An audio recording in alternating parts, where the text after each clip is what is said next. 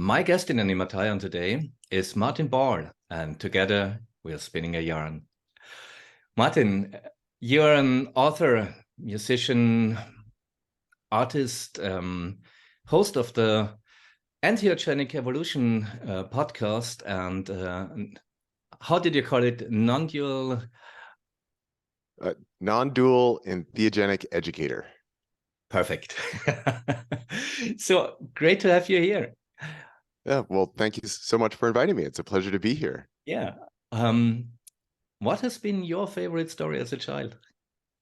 Yeah, first I'll just start by even the question itself kind of reminds me of my 9-year-old son who's just about to be turning 10 in another couple months. And it's the kind of question he asks me all the time where he's like, so right now he's studying Norse mythology in his class. And so he's like, Dad, what's your favorite Norse god? And I tell him like, well, Jaden, I like Thor. I like Odin.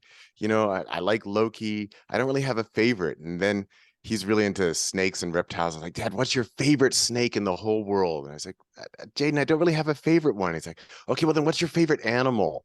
So favorites is one that I kind of have a difficult time with. But when you initially asked me this question, kind of the way that I framed it for myself is, what stories do I remember now that had a deep impact on me that I still recall elements from and still think about? And so that's kind of the framework that I put it into. And, I was born in 1972, and I was kind of assuming that you were talking more about literature, but what first came to mind was Star Wars. Star Wars was released in 1977. I was 5 years old, blew my mind.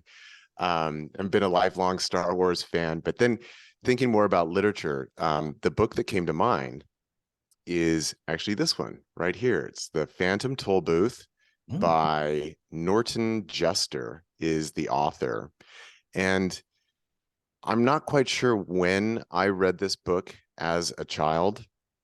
So I'm not sure how old I was, but there have been elements of this story that have stuck with me my entire life. And then thinking about some of the other novels and books that I had read as a child that I didn't really remember too much from them that had an impact on me. Like I could tell you the whole story of Narnia, but I wasn't really taken with the story of Narnia. But this book I just loved so much. So this is what came to mind, is The Phantom Tollbooth. Great. I've never heard of it. Maybe heard of it, but I don't know what it's about. Would you summarize it a bit? Yeah. So The Phantom Tollbooth, I think it was written in like 1960 or 61. So, it was about roughly 10 years old by the time I was born. And like many, it sort of fits within the fantasy category of books, which honestly, that's still mostly what I read these days. Is I love fantasy, I love science fiction, anything that has like world building in it. So kind of standard, following on the heels of J.R.R. Tolkien and the Lord of the Rings. It has a map. Oh, wonderful. All your fantasy stories, they've all got to have a map. And actually, I've done the same thing. That I started out as an author, that I decided that I wanted to create my own epic fantasy. And so my fantasy is called Tales of Arduin. And I just wanted to show you, see, I made a map too. You gotta have a map. You gotta have a map. Anyway, so our main protagonist in the story is this boy, Milo. And I might have even liked it that he had an M name, because I'm Martin and he's Milo. And Milo is kind of an unusual name. And growing up, I never met another Martin. And so when I was a kid, I didn't like my name. I like it now, but I didn't like it because like, nobody's named Martin. It's a weird name. But anyway, so we've got this kid, Milo. And Milo is just bored. He's just, I don't want to go to school. I don't want to do anything. And he's just, like a typical bored kid. And this is all before cell phones and the internet and video games. But anyway, he's bored. And then I think it's in his living room, that this box appears. And he's like, oh, well, what's in the box? And he opens it up, and it's a quote unquote toll booth. So this would be, a booth that you pass by as you're paying a toll to go on a toll road. So, and it's this phantom toll booth, and there's a little car. And so he's like, well, I don't have anything better to do, so might as well. So he gets in his little car and he goes past the toll booth and he's instantly transported into this other realm.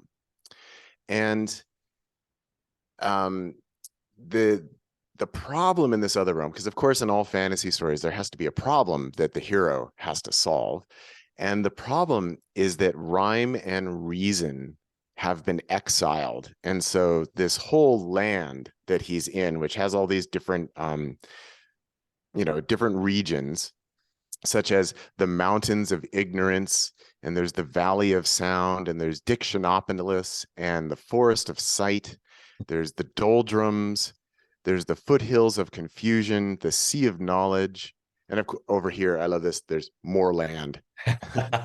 um, so rhyme and reason have been exiled.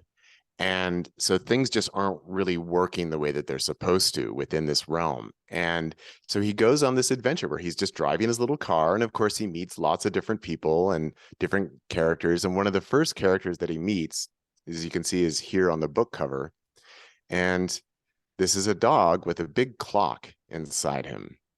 And this is Talk. And that's T-O-C-K, talk, as in like tick tock.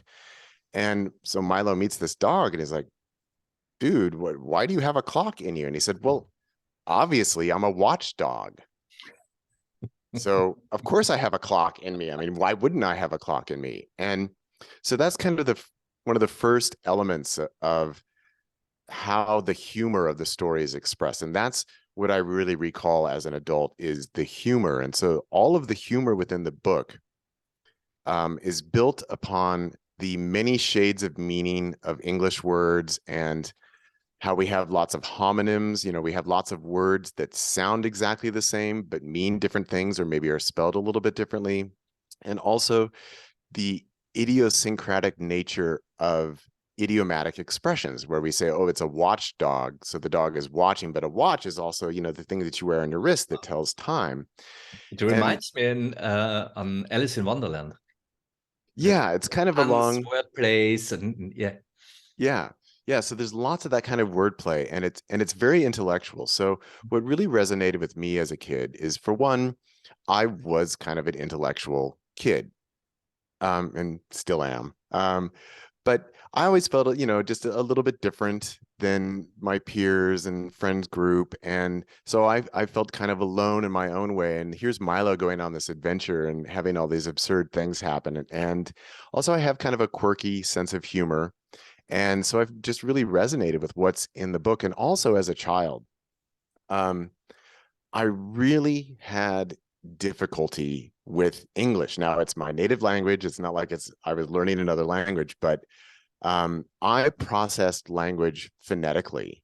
And so really had trouble with just spelling basic English words, because we do not spell words the way that we pronounce them. And it drove me crazy.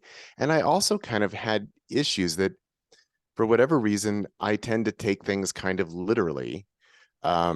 And we have all these bizarre idiomatic expressions within English where, if you take them literally, you end up with absurd things like this. So a couple of the things that I've remembered my entire life about this book is, as they're traveling along, this is more towards the end of the book, Milo is in his little car. He's got Talk with him, and they have another companion called the Humbug. And the humbug is this great big bug who just doesn't like anything. He just grumbles. He's a humbug, right? Of course. So they're traveling along, and I think it's the humbug who goes first. That the humbug just says something where he's blurting out something that he doesn't know for certain is true. Like he says something like, "Oh, this day just couldn't get any better," and then instantly he's like, "Boom!" He's like lifted up out of the car and he disappears. And then neither Milo nor Talk notice. And then Talk says, yes, we must be close by now, or something like that. And so, boom, he's gone. And then Milo says something, and then boom, he's gone as well. And what happens is they are instantly transported to an island that's off the coast. And the island is called Conclusions.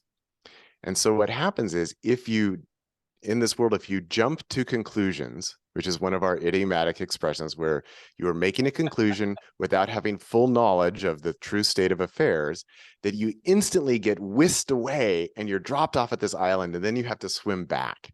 And I loved that so much that I thought that was so funny. And because again, I was kind of this intellectual kid and I didn't want to jump to conclusions. I wanted to get all the information, get all the facts.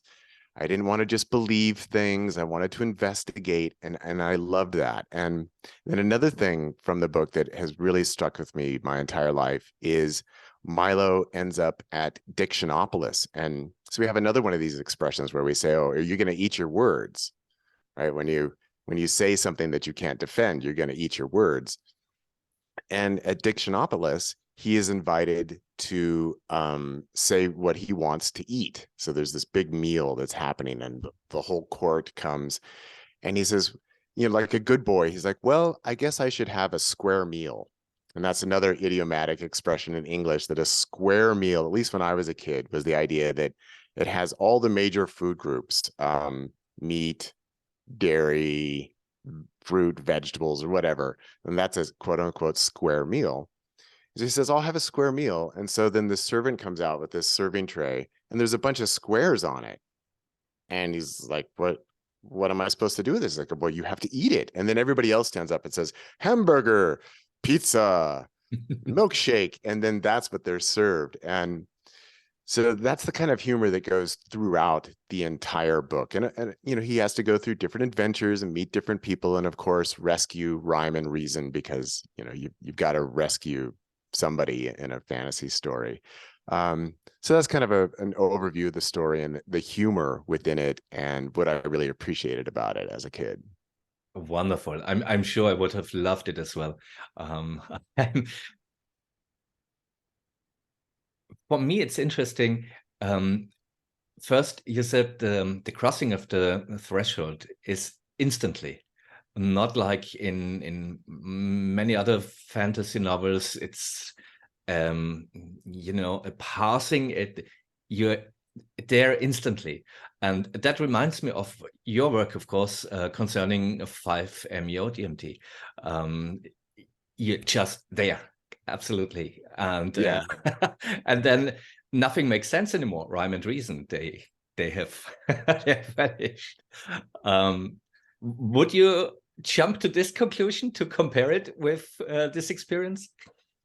Yeah, well, I think that part of my interest in psychedelics and in fantasy stories is this idea of other worlds or transitions. And I hadn't really thought of it that way, but yeah, when people take psychedelics, there's a lot of struggling to make sense of what's taking place there. And like you mentioned, Alice in Wonderland kind of has that same sort of element of like, everything's backwards here, nothing makes sense.